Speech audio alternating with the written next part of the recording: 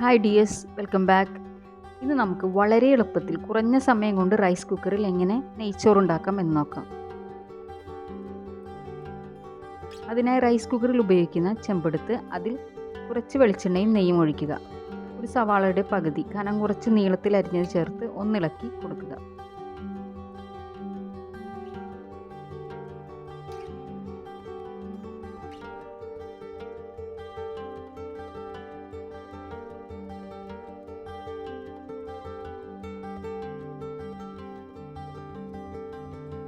ഇനി ഇതിലോട്ട് പട്ട, ഗ്രാമ്പൂ, ഏലക്ക, പെരിഞ്ചീരകം, ഒരു ബേ ലീഫ്, പാകത്തിന് ഉപ്പ് എല്ലാം കൂടെ ചേർത്ത് ഒന്ന് ചൂടായ ശേഷം വെള്ളം ചേർക്കുക.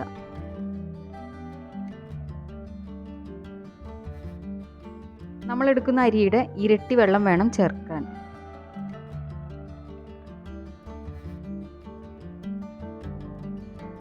അതായത് ഒരു ഗ്ലാസ് അരി എടുത്താൽ 2 ഗ്ലാസ് വെള്ളം വേണം. ഇനി ഈ വെള്ളം അടച്ചു വെച്ച് തിളപ്പിക്കുക. ഈ സമയം നമുക്ക് അരി കഴുകിയെടുക്കാം. 1/2 കിലോ ജീരകശാല അരിയാണ് ഞാൻ ഇവിടെ എടുത്തിരിക്കുന്നത്. വെള്ളം നല്ലതുപോലെ തിളച്ച് വന്നിട്ടുണ്ട്. ഇനി ഈ വെള്ളത്തിലോട്ട് അരി ചേർക്കുക.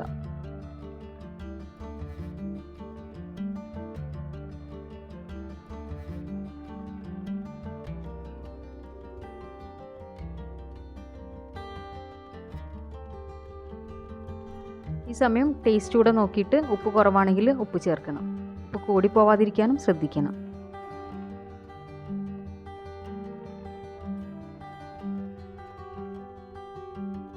അരി ചേർത്ത് 2 മിനിറ്റ് തിളപ്പിച്ചാൽ മതി. ഒരുപാട് അങ്ങ് തിളപ്പിക്കേണ്ട ആവശ്യമൊന്നുമില്ല. ഇനി ഇത് റൈസ് കുക്കറിലോട്ട് ഇറക്കി വെക്കണം. എന്നിട്ട് ഒരു 20 മിനിറ്റ് അടച്ചു വെക്കുക.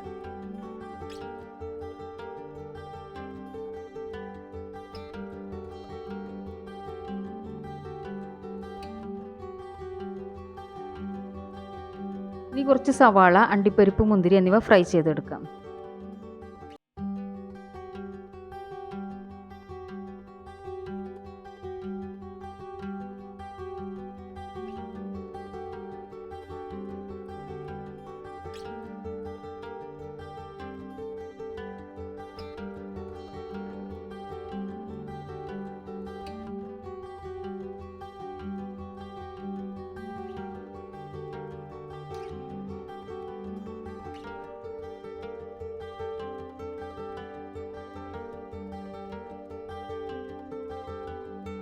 ഇരുപത് മിനിറ്റിന് ശേഷം റൈസ് കുക്കർ തുറന്ന് ഫ്രൈ ചെയ്ത് വെച്ച സവാള, അണ്ടിപ്പരിപ്പ്, മുന്തിരി എന്നിവയും കൂടെ കുറച്ച് മല്ലിയില, പുതിനയിലയും ചേർത്ത് ഒരു 5 മിനിറ്റ് കൂടെ അടച്ചു വയ്ക്കാം.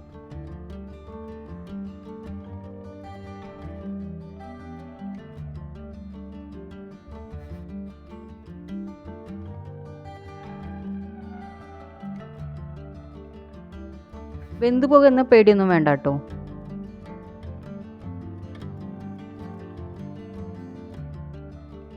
ഇനി റൈസ് കുക്കർ ഓപ്പൺ ചെയ്ത് സെർവ് ചെയ്യാവുന്നതാണ്. അപ്പോൾ ഇത്രയേ ഉള്ളൂ റൈസ് കുക്കറിൽ നെയ്ച്ചോറ് വയ്ക്കാൻ. പെട്ടെന്നൊരു ഗസ്റ്റൊക്കെ വന്നാൽ ട്രൈ ചെയ്യാവുന്ന ഒരു റെസിപ്പി കൂടിയാണിത്. വീഡിയോ ഇഷ്ടമായെങ്കിൽ ചാനൽ സബ്സ്ക്രൈബ് ചെയ്യണേ. അതിനൊപ്പം തന്നെ വീഡിയോ ലൈക്ക് ചെയ്യാനും ഷെയർ ചെയ്യാനും മറക്കരുത് കേട്ടോ. നിങ്ങളുടെ അഭിപ്രായങ്ങൾ കമൻറ്റ് വഴി രേഖപ്പെടുത്തണേ. ഇനി മറ്റൊരു വീഡിയോയുമായി വീണ്ടും കാണാം. Thanks for watching.